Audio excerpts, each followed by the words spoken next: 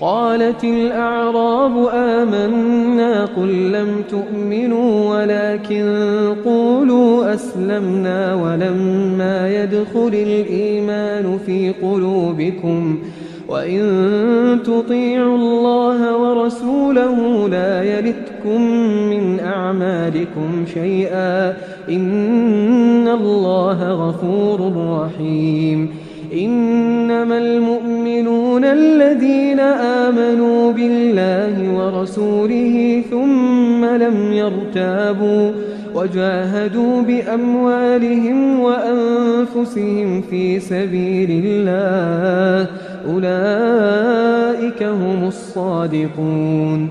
قل أتعلمون الله بدينكم والله يعلم ما في السماوات وما في الأرض والله بكل شيء عليم.